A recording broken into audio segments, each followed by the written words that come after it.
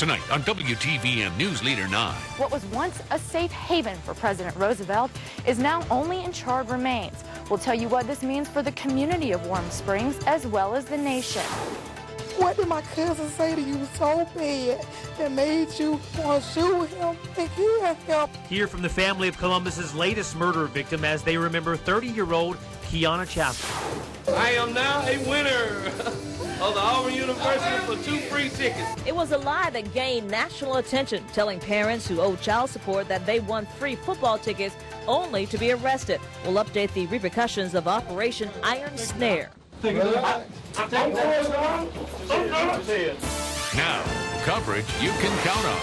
This is WTVM News Leader 9. Good evening, everyone. Thank you so much for joining us on this Tuesday night. I'm Jason Dennis. And I'm Barbara Gauthier. Well, it's a story we first broke to you on our Facebook page. A helicopter crashed on Fort Benning, killing 2 soldiers. Now, we are still following the developing story and getting new details for you tonight. At 4:15 yesterday afternoon, a military chopper crashed on Fort Benning during what officials are calling a routine military training exercise. Officials on post are not releasing the names of the 2 deceased soldiers until the families are notified. But they do tell us these service members were with the 160th Special Operations Aviation Regiment based at Fort Campbell, Kentucky. They were in a AH-6M Little Bird helicopter when it crashed. This is what one of those aircrafts looks like. You see the picture here. No other injuries were reported. Now, the crash is still under investigation, and Army Public Affairs officials tell us more details will be released on the accident tomorrow morning. Meanwhile, the bodies of 3 American servicemen killed in helicopter crashes and the helicopter crash in Afghanistan returned home today. President Obama and top Pentagon officials attended the dignified transfer ceremony. Once they're identified, their remains will be flown back to their families. NATO officials say the helicopter was brought down by insurgents. Well, decades ago, President Franklin D. Roosevelt built a permanent home in Georgia. But early this morning, that cottage burned to the ground. This is what the historical McCarthy cottage looked like before the fire, and this is what it looks like now. As you can see, it is destroyed. The directors are calling it a total loss. When we showed up to the site of the home today, there was still smoke floating in the air. New at 11, News Leader 9's Mackenzie Patterson was in Warm Springs today. She joins us now from the newsroom. And Mackenzie, what's going to happen to the historical site at this point? Well, Barbara, officials say it's just too early to decide what to do with what's left of the cottage, but they believe good can come out of this heartbreaking loss. Smoke and blackened ruins. It's hard to imagine this was once the home of a would-be president. Came right to the scene, and the cottage was already destroyed, and I think it was an immediate sense of loss. Executive Director for the Roosevelt Warm Springs Institute for Rehabilitation, Greg Smeag, says a worker reported the fire around 5:30 Tuesday morning, but Warm Springs firefighters say it was too late. The building was beyond saving. Firefighters don't know what started the blaze that consumed a garage and a neighboring cottage as well. Like you've lost a member of your family, and I think throughout the day we've all been grieving to some degree. Franklin D. Roosevelt built the McCarthy Cottage as his first home in Warm Springs in 1927, after coming to the small community searching for help for the paralysis of his legs caused by polio. He lived here in this cottage while he was the governor of New York. It was in this cottage where we believe that he was convinced to run for president of the United States, and he won his first time as president in 1932. Smeag says the famous home was a living legacy for Roosevelt's desire to help others. While the cottage continues to burn, he says words of encouragement have been coming from people across the country. Cottage may be gone, but our mission still continues. And so that was really kind of heartwarming to me that, yes, the cottage means a lot, but we are all about serving people with disabilities in this century. So we will continue the spirit that lives in this cottage. The McCarthy Cottage and the other cottages at the facility can be sponsored for restoration. For more information, go to our website, WTVM.com, and click on the green Quick Links button. In the newsroom, I'm Mackenzie Patterson, WTVM News Leader 9. All right, thank you very much, Mackenzie. That historic site will definitely be missed. For sure. Turning now to the weather, it's calmed down a little bit after the storms moved through this afternoon. Yeah, water fell out of the skies across the valley. Rain, thunder, and lightning moved through the Fountain City pretty quickly, and also poured heavy rain in other parts of our area. But the storms are gone for now. Our chief meteorologist, Derek Kincaid, is in the Doppler 9 Weather Center with a look at current conditions. That's right, guys. Gone for now, and they may be gone for tomorrow as well. We'll talk about that forecast in a moment. First, a live look outside. Our Alpha sky came up at the Ashley Furniture Building. It's 75 degrees right now. That rain cooled air out there today, and they did pick up almost 3/4 of an inch of rain today. A heavier rainfall total than that yesterday. Let's head over to TruView Max. We'll talk about our Wednesday, and it looks mainly dry in the afternoon. Humidity values also a little bit lower with rain chances, rather low as well. So a great-looking day for the middle of our week. But what about the rest of the week's weather? We'll talk more about that in detail later in the show.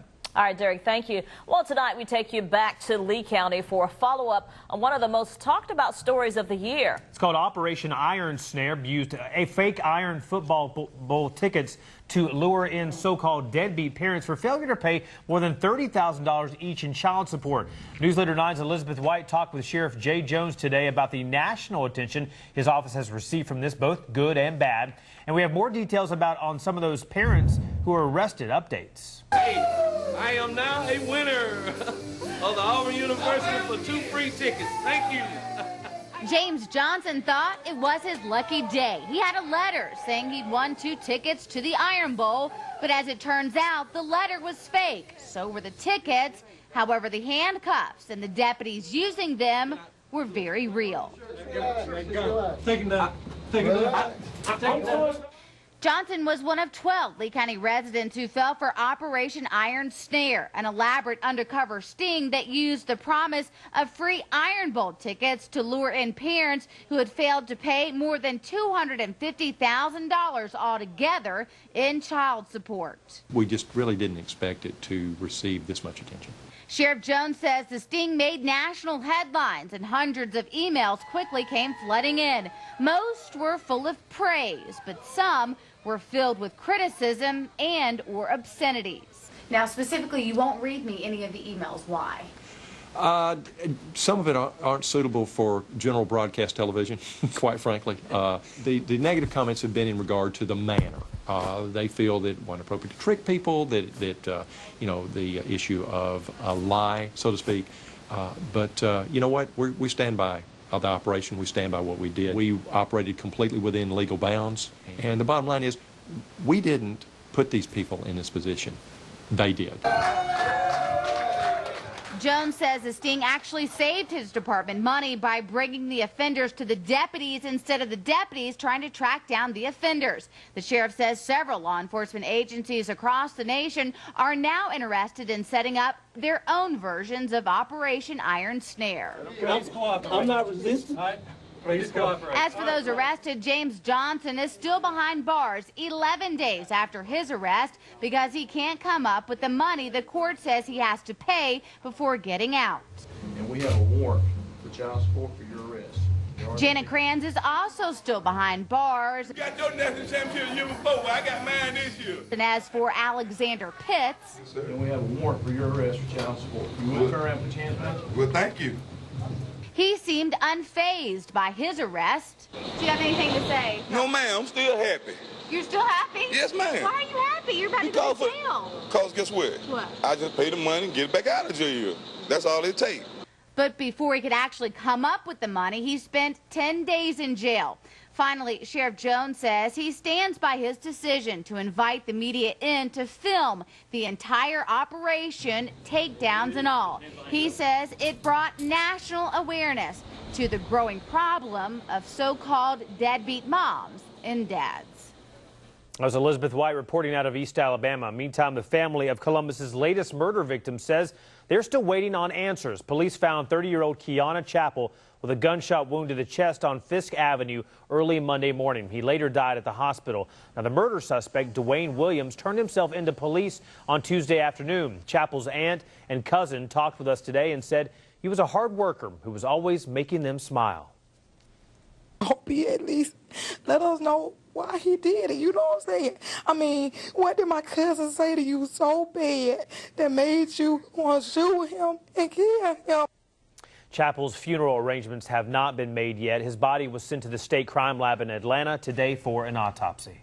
Well, new for you tonight at 11, another heartbreaking story. This one out of Troup County. A man has died after being crushed by by an 18-wheeler. Sheriff deputies say 30-year-old Ronnie Bullard was working underneath a big rig when he became trapped. Firefighters found him on State Route 18 near West Point. They removed Bullard from under the truck and performed CPR, but it was too late. The coroner pronounced him dead on the scene. Well, quite a turnaround on Wall Street today as stocks made a huge rebound. The Dow closed up over 429 points after plunging 634 points yesterday. The upswing comes after a statement from the Federal Reserve saying that interest rates will remain the same until 2013. So what exactly does this mean to you? One CSU professor says while local companies have taken a hit, everyone should sit tight on their investments. And if you don't have any investments, use this time as an opportunity to learn about the stock market. Get informed how the market works, how stock markets, fluctuate and all that, but just maybe not a good time to be actually investing in the stock market. And Professor Andres Wargi also says it could be a while before we see some major changes in the stock market, and that being careful with your investments is the best way to go. Always good advice. Yeah, I'm getting whiplash just watching the stock market up and down, up and down. Be careful. Well, line dancing and senior citizens. Still to come at 11, how one lady's commitment to both of those means money in the bank. Tonight, we're sharing the wealth. She is helping to add years to our life and life to our years. Plus, a Georgia mother lashes out in court. We'll tell you why she was so upset with the judge's decision. That story's coming up. Stay with us. You're watching News Leader 9 with Barbara Gauthier, Jason Dennis, meteorologist Derek Kincaid, and Dave Plata with sports.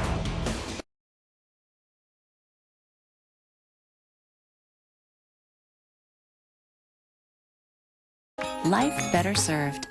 This portion of the news is sponsored by Rivertown Ford. Welcome back. Well, tonight a story that's sure to move you, especially if you're like me and you like to dance. Yeah, line dancing in particular. Some senior citizens in Phoenix City are getting into the groove and gaining a whole lot more than just a few steps. And they owe it all to their special teacher. Tonight you get to meet her as we sashay our way to Phoenix City to share the wealth. She is helping to add years to our life and life to our years. It's one step at a time. She is Norma Glass, and she teaches line dancing to senior citizens at the Central Activity Center in Phoenix City. In the year and a half that Norma has been teaching here, the classes have grown, and the students say the rewards go well beyond improving their moves on the dance floor. A lot of good exercise, and one thing about it is we're baby boomers, and we're proud of it. We're proud to be exercising and enjoying it. It's very good exercise and fellowship. I've lost quite a few pounds doing it myself because of my health. It's just really good exercise. Gracie Carrico is Norma's sister and her biggest fan. She wrote us to tell us about Norma and how she volunteers her time to teach the class and help improve the lives of senior citizens in this community. She asked us to share the wealth with Norma, and we were happy to oblige. That's 100, 200, 220, 240, $250. Let's go share the wealth. Thank you. You ready? You're very welcome. I'm giving you $250. Oh, no. Thank you. Oh, you're very welcome. You're very welcome. You provide us with music. You go to dance seminars to learn new dances. We have luncheons together, and I just thought you deserved it. Well, thank you. Norma was touched by her sister's thoughtfulness. One of the best sisters you can have. Students say Norma is not just their teacher, she's a friend. She's really lovely, and she goes through it, and she's fast. As for the money, Norma's already got plans for it. I'm going to Florida next week, so it'll be used. So keep on dancing, Norma. These seniors say you're making their lives better, one two-step at a time. Okay, all right. I was getting into the music there. The classes on Wednesdays and Fridays are free and open to all senior citizens. You do have to pay a small activity fee to the center. Now, if you'd like us to share the wealth with someone, just go to WTVM.com and click on the Share the Wealth icon in the middle of the homepage for more information. Jason was dancing too. Yeah, you hear that music, you got to get up and dance a little bit. I don't know if I can do as well as they can. It's a great group of folks. Well, last week he was convicted for having over 600 wives. And today, Warren Jeffs sentenced for his crime. A little later, find out how long he will have to spend behind bars. Hey, coming up right after the break, we'll look at live Dow for 9, see if there's any more showers or thunderstorms left out there tonight, and when some brighter days may be ahead. Details in your full forecast after the break.